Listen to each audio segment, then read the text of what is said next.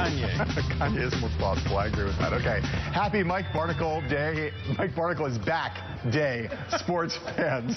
On the menu tonight, gefilte fish and a glass of seltzer.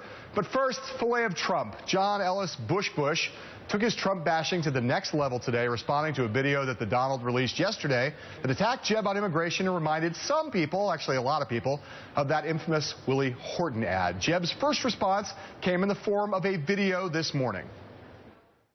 I lived in New York City and Manhattan all my life, okay? So, you know, my views are a little bit different than if I lived in Iowa. Partial birth abortion. I'm very pro-choice. As far as single payer, it works in Canada. It works incredibly well in Scotland.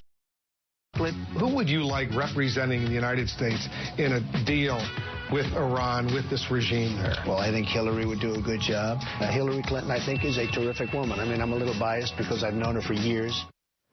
All right, so then at a campaign event in Miami, Jeb took his second swing using two languages to attack Trump. In Spanish, he said that the Donald insults anyone who doesn't agree with him. And in English, he said this. It's all personal for him, sure. You look at his record of what he believes, he supports Democrats. You know, while I was campaigning for Republicans in this state and all across the country, conservative, reform-minded candidates, he was supporting Hillary Clinton and thinks Hillary Clinton would be a good negotiator as it relates to dealing with Iran. I mean, this is not a guy who's a conservative. Trump, meanwhile, later in the day, launched his counteroffensive on his favorite medium, Twitter. He tweeted, quote, "Yet another weak hit by a candidate with a failing campaign. Will Jeb sink as low in the polls as the others who've gone after me?"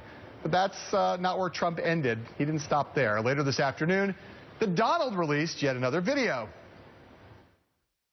We recognize the commitment of someone who has devoted her life to public service. I want to say thank you to both Secretary Clinton and to President Clinton. What does that make Hillary Clinton to the Bush family? My sister-in-law. All right, so Bush and Trump now, like, they battle it out. They duke it out every single day, pretty much. In terms of today, there were a lot of fisticuffs. Tit-tat, tit-tat. Who won this day of Trump versus Bush? We did. The media. We won. Yeah. I mean, you figure the average mean temperature across the United States today in early September is about 96 degrees. Yeah. People are sweating profusely, looking for a swimming pool. They don't care about politics. So these two things have energized the media to pay more attention to people who don't need attention paid to. It's true. I mean, look. It is interesting. Jeb is not giving up on this notion of trying to paint Trump as a closet Democrat. He likes that they think this is how they win. I'm the conservative. He's not really the conservative. And yet you have someone like Steve Schmidt go on television earlier this week and say that Trump is effectively emasculating Jeb Bush. I think this is a smart plan on paper, but I'm not sure it's playing out from Jeb's point of view in the way that Jeb would like it to. Well, except you consider the fact that Jeb is the only one of the Republican candidates that we're talking about other than Trump. Yes. He's the only one that stays in the conversation because of this. In the short term, I think, you know, Jeb's performance is often not that great, although I like the idea of a bilingual attack on Trump, saying kind of the meanest things in Spanish. I sort of like that. But I do think there's a long game here. And, you know, if you think about it, if you believe Mike Murphy's theory, there will be a Trump, there will be an anti-Trump.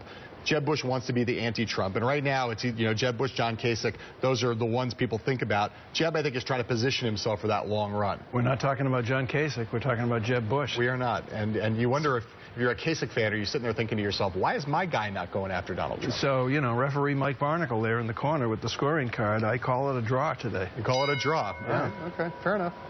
The new numbers out today in the Bloomberg Politics Des Moines Register Iowa poll dig deeper into just what's behind Donald Trump's rise.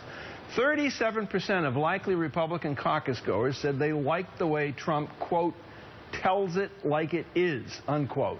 They liked his business success and that he's not a career politician. The poll also found that when it comes to Trump, people see what they want. Some voters said he was conservative, others moderate, some think he's liberal. John, as we talked about yesterday, Trump's dipped a little in this poll. Ben Carson's catching up.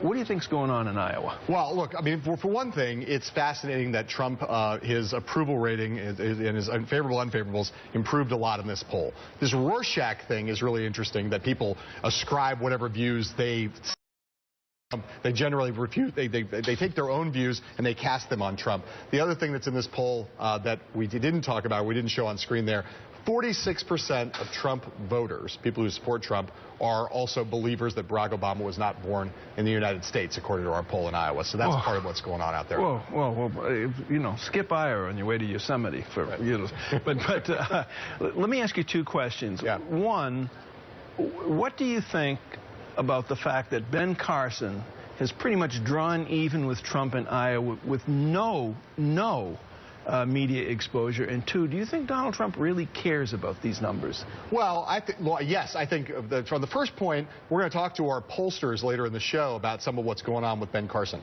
A lot of it has to do with the evangelical vote. He's out there more than we see, and because he's so low-key compared to Trump, we don't see the work that he's doing out there with a certain segment of the electorate. I think Trump loves these numbers. He loves any number that he can point to as a sign. He's been more obsessed with polls than any other candidate in history, and that's saying something. He loves to be able to point to that because that is the only way he can show that he's winning. He points to the polls. I won today. You think he's going through polls the way a lot of politicians do? Well, I don't think he's pulling the tabs. Yeah, looking at the crosstabs. I don't know if he's drilling down that way, but I think he sees that top line number that says Trump's in first. Yeah. I'm ahead. Everyone else is dropping.